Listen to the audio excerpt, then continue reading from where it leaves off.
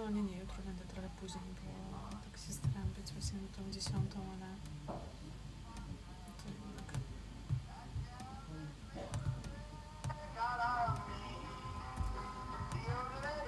Wiesz, że jesteś na mikrofonie otwartym.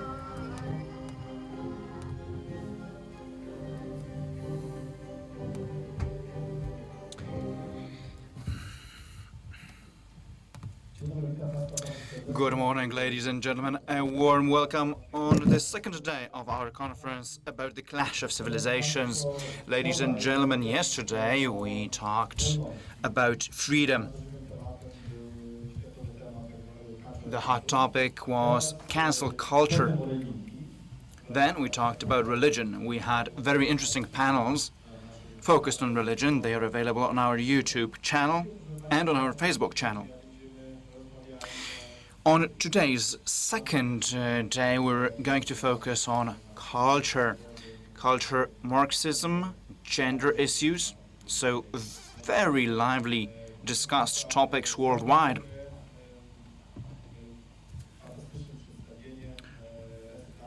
We're going to finish off with a fantastic show and poetry by Cyprian Kamil Norwid. 2021, remember, is the year of our great poets who authored his works when Poland was not on the map of Europe. Still, Poland was alive thanks to authors like him. Today we will have the opportunity to understand, feel and listen, hear how Poland lived and what kept it alive.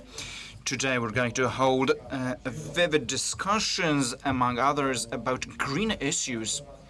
That is the energy transition, the green deals of all kinds.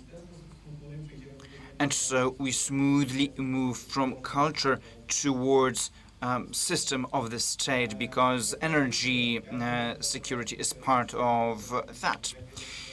Tomorrow we're going to talk about sovereignty and how Poland should find its place in this international landscape of today's, and a lot about geopolitics.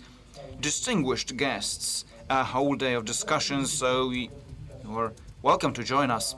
Now it is my pleasure to greet Professor Wojciech Roszkowski, who, ladies and gentlemen, requires no presentation. Let me still remind you, he's a historian, author, economist. And last year we talked about his book, ladies and gentlemen, which was announced the book of the decade in humanities, that is The Shattered Mirror. Today we'd like to talk about his next book, which picks up the strands from the first book.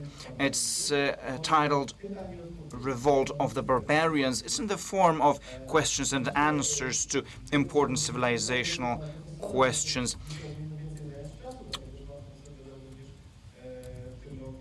Professor has also published this year another volume of the history of Christianity, which is strongly recommended. Today let's focus instead on the clash of civilizations. And how do you see that in his book? How do you see the revolt of the barbarians? How do you explain to a person not interested directly in issues of these civilizational issues? How do you convince a young person that these issues are something that the quality of their life depend on? Thank you very much for having me. It is a pity I'm not with you on the stage. Instead, I'm online. I hope you can hear me well. Yes, we can. Answering your question, I'm wondering what's the shortest way to answer. This book talks not about a clash of cultures, war of cultures. It's about a revolt of barbarians. Why? Because in a war of culture, you might think that there is some kind of clash of cultures, certain difference of attitudes, difference of opinions. While in what I'm talking about, it seems to me that there is little talk of attitudes, but these attitudes are very changeable. So it's really hard to talk about an adversary that can, pinpoint a particular statement by them, because it's so changing, variable. Who are these barbarians? Well, I'd say that there are two features of barbarianism. First of all, barbarians do not apply the rule jeżeli jego spotyka to, co robi inny, to not do to your brother what you would not like to have done to you. Instead, they apply the hate speech. For example, while if they meet an expression of an attitude that does not agree with their worldview, you will say that they will say that that's hate speech. So hate speech is a tool that is very useful in this war, but it's not a war of arguments, it's a war of screams, of shouting, irrelevant shouts very often, and example of that being the debate in the European Parliament. Prime Minister Morawiecki presented the position of the Polish government, and a whole group of people, you would think having a reflection, but instead of presenting the reflection, they started attacking the Prime Minister. So it was a fist fight between a barbarian and the barbarian's opponents. Secondly, the barbarian believes in a certain relativism.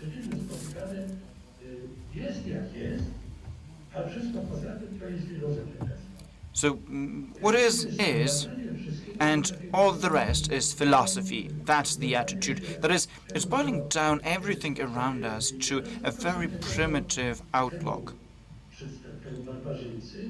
And I mean, picking from the reality around the barbarian what seems useful, advantages to the barbarian. The barbarian is deaf to arguments. And I'm not talking here about the Ten Commandments. I'm talking about all kinds of rules, even the natural law. The barbarian does not factor in the facts of life, that is, issues that are not up for discussion.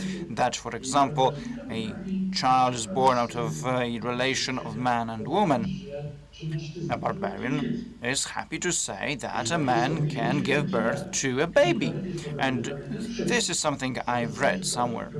And even examples are given of that, while this example contradicts what they claim, because a man went through a surgery and became a woman and gave birth to a child.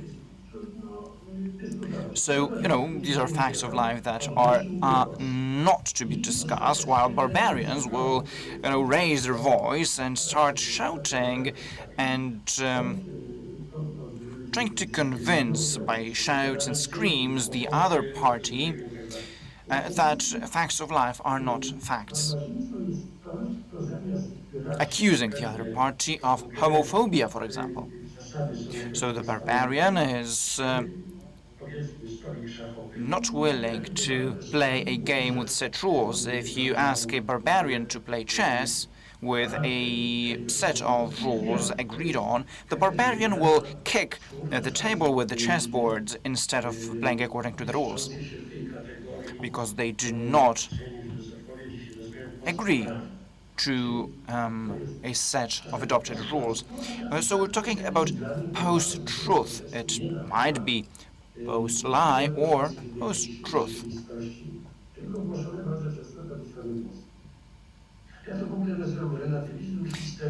it's hysteric relativism, not historic relativism, hysteric relativism. That's what I call it. That is, it's quality your argumentation with raised voices, with shouts. Right, Professor.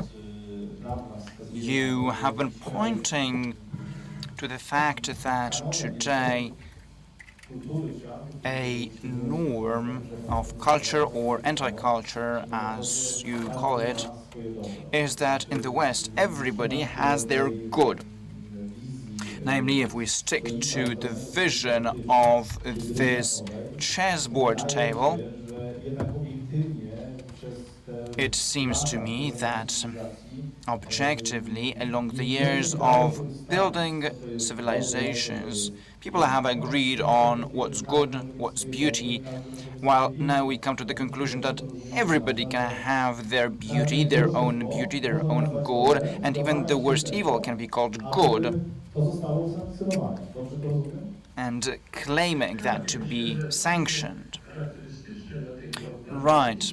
What is typical of this barbarism that undermines the foundations of Western civilization is the cancellation of beauty, truth, and similar notions. Of course, there are such as virtues that are, secondary virtues.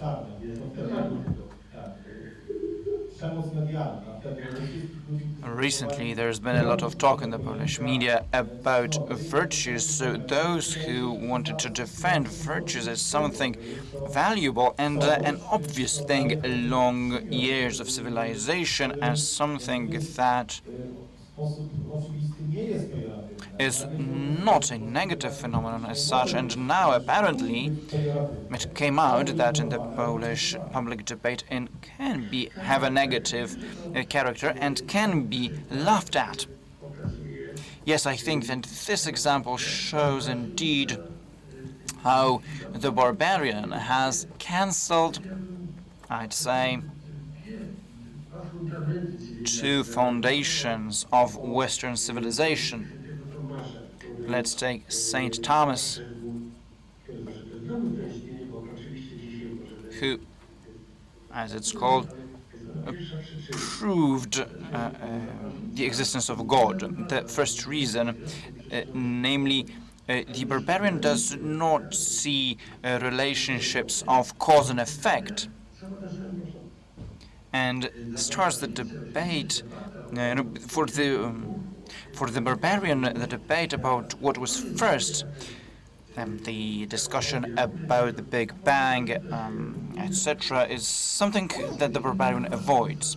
So Saint Thomas was cancelled from the minds of the barbarian, and instead, and alongside Saint Thomas, the belief in the existence of God. Instead of that, we have the belief in the inexistence of God, formulated with the language of certainty, undoubtedness, and similar. Does anybody know about this more than we believers? So that's St. Thomas, but also St. Augustine was cancelled. And I mean here his confessions and what he tells of the heart. In his vision, there is a certain subjective feature of a man who looks for an internal harmony, an internal peace with oneself. Very often there is talk of self-fulfillment, self-actualization, looking for own identity. But that's a false understanding of own identity, because that identity should be looked for in is being looked for rather in various values like pleasure, power, leisure, free time, spent in stupid ways. te dobra These are the tutaj goods, żeby się so-called, zaspokoić. we are running after in order to find that satisfaction, but as we know from practice, that does not work, because once you have power, you want more power. Once you have money, you want more money, and so on and so forth. The same goes for pleasure. You run out of pleasures at one point. Tymi pozornymi dobrami człowiek nie zaspokoi swojego serca. So that's not something to fill your heart with. Zaspokojeniem jest St. Augustine says that the only way to find peace at your heart is God. podejścia do wiary So these two approaches to religion, to faith, have been completely excluded. The chase of happiness means today doing anything with no moral reflection, without doing anything. That it means doing anything that brings you satisfaction, while these deep things do not bring satisfaction. So you need to look on and on and on until you reach an absurd level. So the barbarian could be looked at from the point of view of faith, but the question is, what does the barbarian believe in? We don't know that. The barbarian does not believe in God and man identity. They say that a man has no nature. If so, then we're in trouble. And this modern barbarian, in the name of reasoning, killed faith and then killed the reasoning, the mind, and killed himself at the same time. Right, Professor, yesterday when we tried to put in order all these strands of discussion in our discussion about religion, one of the strands focused on what you just mentioned. It's not like it seems as it is being served to young people, that is, Christianity being only a question of belief and some superstition. It's a big part of mind and reasoning. It's a synthesis of faith and reasoning. So if somebody says there is no God, you say prove that God does not exist. But that's impossible to prove with scientific methods. It's impossible to prove that something does not exist. Right, precisely. Yesterday we quoted a number of rational arguments for God's existence, starting with cosmology through ontology until historic arguments. Paweł Lisicki talked yesterday about historical arguments, and it's something you talk about as well. The most known atheists in the world say that Gospels are fake. Nobody knows when they were written. They might have been written 200-300 years after Christ's birth. You know all these arguments. Also, they say that the prophecies of the Old Testament that are regularly described in the New Testament, according to them, are no proof for the existence of God's power. Instead, they say it's proof of the Gospels being faked.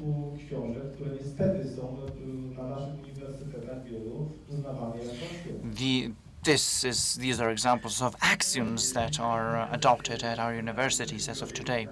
If something is not in line with the facts, the worse for facts, as they say.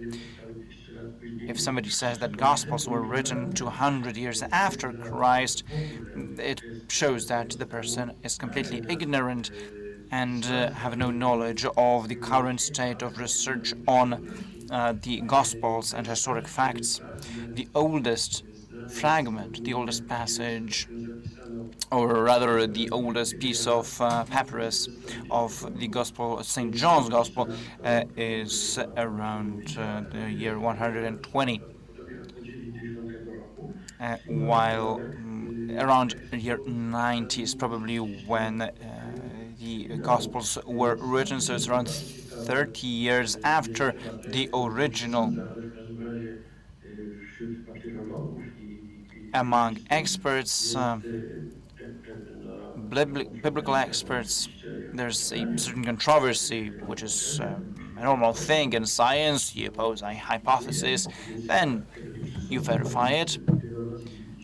In any case, some experts say that small pieces of the St. Mark's and St. Matthew's found in Qumran,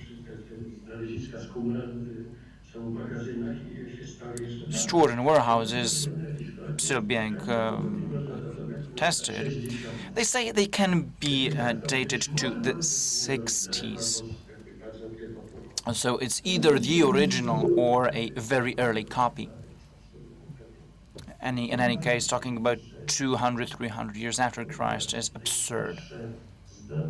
Particularly if we compare the eldest known manuscripts of that we have, all the Greek classics, for example. All these manuscripts are 100 years older than the originals. We do not have the originals or early copies, or Sophocles, or Plato, or Aristotle.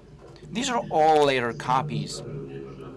So one might risk saying that you don't know whether Aristotle ever existed. And that's the kind of discussion that you hold with ignorance. And barbarians, I think we should call them, because they are dumb, they're deaf to facts.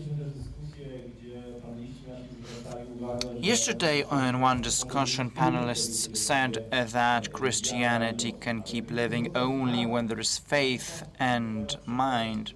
Even if we stick to the mind, though, and see the following perspective, as mentioned by you in your book as well.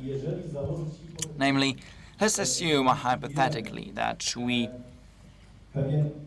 cancel a certain norm of moral behaviors that are the result of Christian legacy in Europe. Then the question has to be asked, what do we do instead? If not that, then how do you imagine Poland in the future? What do we refer to if we make moral decisions that have to be made? It's not like they are going to disappear, these difficult moral choices. Well, this is a basic question. If not ethics, what? If we take Jean-Jacques Rousseau seriously, in his saying that the source of law is the will of the people, then the question has to be asked, maybe it's malicious, but if who represented the people, Danton or Robespierre? Or even you might ask an even better question in that respect and go back to the 30s in Germany. What is the source of law? Who reflects the will of the people, Mother Teresa or Charles Manson? And what is the consequence if we discard the fifth commandment, do not kill, thou shalt not kill?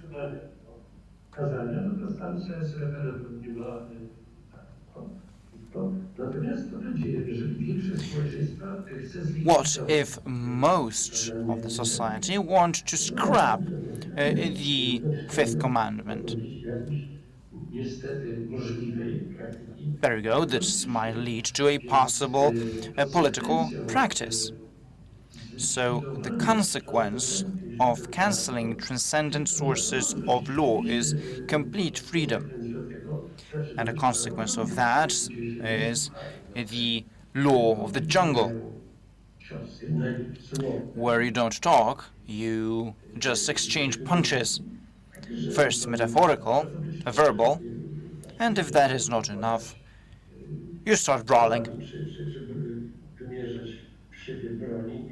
with clubs or firearms. And an universal war starts of everybody against everybody. So if we lack a solid moral foundation of law, and we're lost in euphemisms of general values, human values, well, this is something very similar to the will of the people. Then, depending on who represents those values, because I'm sure not everybody represents the same general human values. We've seen examples of Mother Teresa and Charles Manson. They're both people, they were both human. So now the question is, what joint common values they represented? So practitioners cancelling these transcendent sources of law should be asked. I wonder what they might say.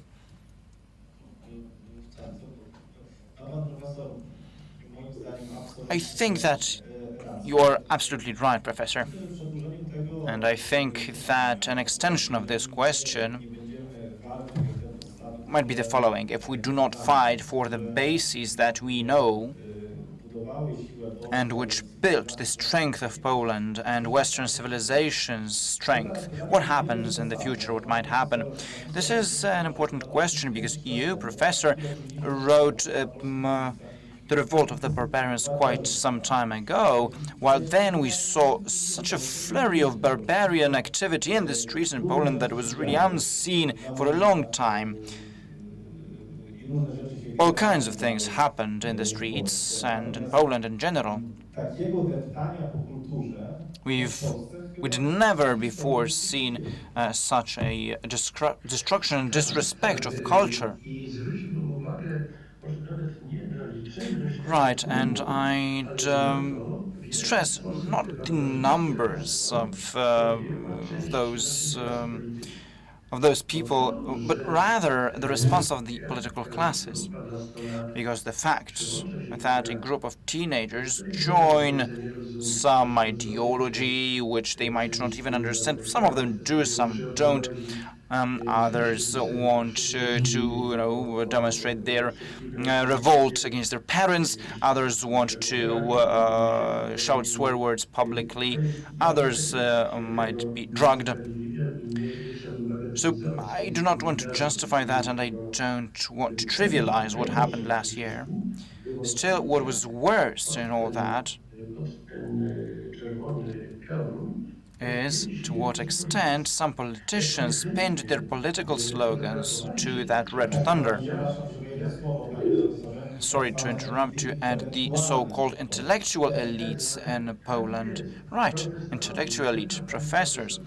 One professor, lady professor, is, if I'm not mistaken, is on the ethical committee of the Polish Academy of Sciences, and she used that kind of language publicly at those demonstrations. So the question is, why are these things happening? Why, for part of the political elites and the intellectual authorities, there is no issue?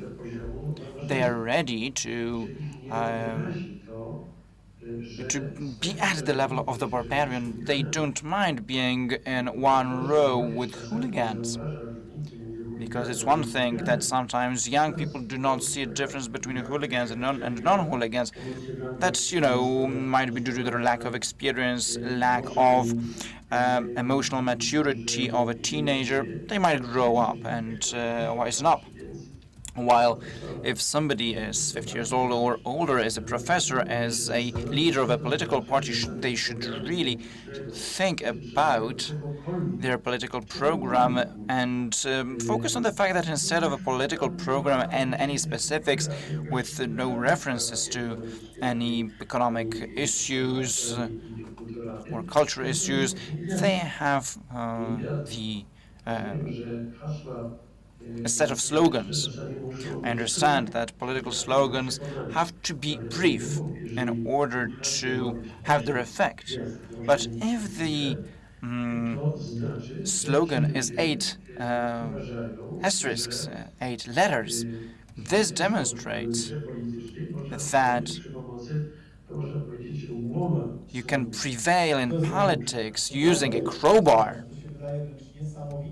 Right, Professor, it seems really outstanding and exceptional that the leaders of these 8 stars and the journalistic elites or political elites, also the cultural elites, have been hijacked. We recently had to do with a situation where there was a flurry of similar behaviors in the cultural elites at the awards ceremony in literature. This is the year of Norwid. We have just seen the Chopin festival concluded. We're talking about Poland being absent on the map of Europe, and it was still alive, beating with culture. Now the question is about the culture, the message of culture creators, authors, to young people. The question is whether what you present in your book is not too mild a presentation of the problem. Yes, exactly. You referred to broadcaster of cultures, and I started to think what's going on in some theaters. In some theaters, the cultural barbarianism exceeds all norms. As outside these existing cultural taboos, some scenes were not presented in public places. Some words were not cast in public places. Of course, maybe like, as a quote of some environments, but not as the main message. And apart from that, we have a totally distorted classical texts and books. This is the murder on national culture. We cannot do something like that with classical works of art, as it was done with in some theaters.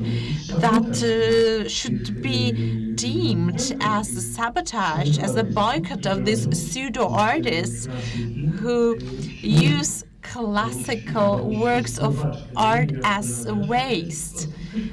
It's totally disgusting, in my opinion. I think you are absolutely right. Yesterday we quoted, maybe I will quote to you as well, that even representatives, after what we could see in the streets, which had its purpose. It was an effect of many years of work of our university staff and media and a bringing of youth. And even after these events, Adam Michnik himself, he wrote in Gazeta Wyborcza, leaving aside that it was a hypocrisy and that his newspaper participated. He said that I'm afraid of leaving Jesus aside and abandoning a decalogue. This is not the European system of values. If I imagine Poland without church, I see black scenario. Our life would be much poorer in ethical terms. And we read that tradition and Christianity are linked together. I asked to young youths, would you want to get rid of tradition? This is our nation, this is its history, and you cannot escape from that. It's an absurd. Of course, a new reader of Gazeta Wyborcza may be quite surprised as they read Gazeta Wyborcza every day and they encounter something like that one time. But we can summarize it like this. I don't know if you agree with me that even after highly engaged, the other side of intellectual elites who created this monster, even them, they jump to a conclusion that if the monster will continue in the same manner, soon it will end up like during the French Revolution, of course, with all proportions kept. Do you agree with that? The fact is that the worst crimes that were committed in totalitarian systems,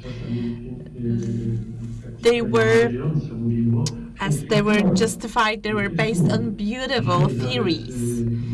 Today, it's difficult to talk about beautiful words because boiling down relationship between people to gather, that means that somebody who will not show up there will be cancelled. So it's not so far away from words to acts. It's great that Adam Miklik pointed that out. I will not ponder on it whether he was sincere in that, because we know what was the function of Gazeta Wyborcza for many years. However, hopefully, that's great that we can see that he defends culture and church, and this culture based on the faith in God. But going back to the thread, all that results from some words. That reminds me of some sentence that was spoken by a director who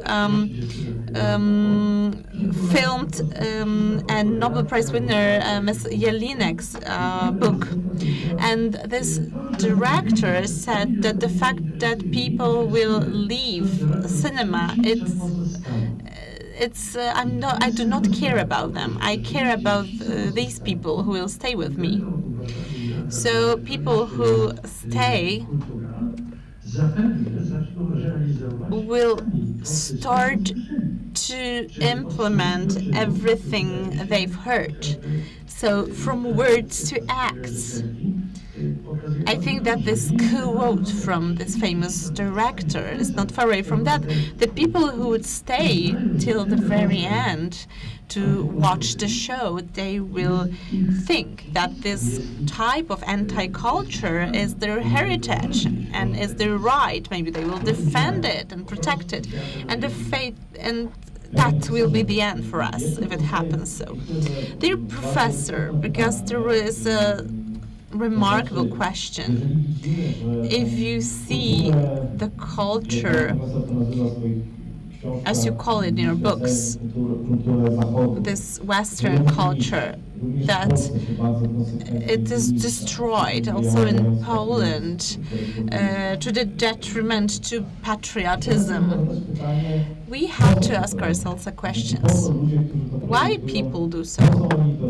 Why the creators of these movements do so? Isn't it like Niccolo Machiavelli wrote one time that without transcendent part, it's easier to govern, it's easier to rule. If there is this transcendent part, it's much more difficult to rule, as people know that the perspective of being evaluated, of being assessed, it's not only out of this world.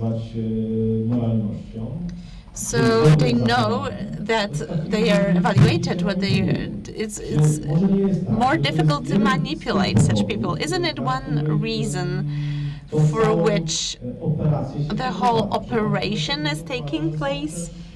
Or maybe you think that there are other important reasons why it happens, because we are under impression that this is a coordinated and targeted action. If young people are served with such a package, do whatever you want, rather than a complex package that Christian teaching, social teaching, do's and do nots, is much more difficult. But at the same time, what are the motives of these people implementing and trying to destroy these foundations, having thousands year old? Whether this Christian path is more difficult, maybe at the first glance, but it's worth asking these people who found themselves on the margin and who converted and who resurfaced. I think that for these people, this path that we call the Barbarians' path maybe that seemed simple, but the end was the consequences were dire. And in response to your questions, politics is one important motive. If we're looking for the answer, why is it so? Whom does it serve to? It's easier to govern people without any moral compass, without any identity. It's easier to manipulate such people. They do not differentiate true from false, what's true, what's false. You can tell them that black is good and tomorrow that white is good. And this is just a consequence of some economic path. It paid off at some point to display some attitudes in order to generate profit. Murder and crime sells, and good not so much. So we have a lot of books, a lot of films presenting anti-cultural content, and that sold well because it showed some exceptions, some distortions from norm, from standard. People were buying that, and they couldn't see that exceptions become the mainstream, that crime becomes acceptable in a velvet manner without paying attention that it might be painful to some people. So that was something to be admired. In Italy, we had an example of a young person near Verona. He was influenced by some bad people, and he murdered his parents. And when he was in jail, he won his followers, his fans, like Charles Manson had its fans. Death metal also sells well. So evil is quite tempting. The question remains, the question to serious broadcasters. Is it so that they do not understand that broadcasting without any taboos, broadcasting destructive content, pathos streaming, as we call it in the internet, that might influence and that may backfire to their children, to all of us. Do not play with fire. If kids play with matches, the fire is there on the horizon. And my last question, to sum up this discussion. Maybe I will ask you not as the author of this book, but as the author, as a historian, and as the author of historical books. I know I can remember that I've learned history from your books, and we're living at in the times that where Poland is becoming neutral, is sterilized. The youngest generation uses the language which in many elements has nothing to do with the Polish language. And if the trend will be continued, the question is will it still be in Polish or English? The problem was seen in France, where the French language started to be protected by a legal act. And the third thing, we have this cultural attack in Poland, because we know it perfectly that Poland has a lot to offer to the world, a lot of achievements that we should be proud of, but we are still full of complexes and insecurities that we have to be supported by the Germans, or rather, and there was a time when Poland set the rules of parliamentary democracy and so on and so forth. Poland was the first country in Europe to adopt its constitution, and we were surrounded by different forms of absolute rules and tyranny. Isn't it so? And is there any threat, taking into account the weaknesses of the Polish culture, the modern culture? So, taking into account the weaknesses of the modern cultures in comparison to the 19th century, don't you perceive it as a threat that if we don't do something really decisive without any really targeted actions in terms of culture and language, Poland will melt in this melting pot that was created? Yes, I agree that something should be done with that, and it should be done radically. So the question whether we should adapt or fight against, I have no doubts. Adapt means to perish. So if we don't want to perish and extinct like dinosaurs at some point, I think Poland shouldn't extinct like dinosaurs did. We have deep cultural roots which are highly attractive and strong. And the last remark, the last quote, Franz Kafka used to say that fight between you and the world, be on the side of the world. And I think that this is the attitude of the majority of the Polish cultural elite. I think that something which is on the side of the world with the fight with himself, they will perish one day, and long live Poland. So let's finish this part of conference with this quote. Thank you very much for this highly interesting discussion. Warm regards, and see you soon. Ladies and gentlemen, so now a 3-minute break, and we will move towards the next panel. We'll continue these highly interesting cultural topics. Thank you.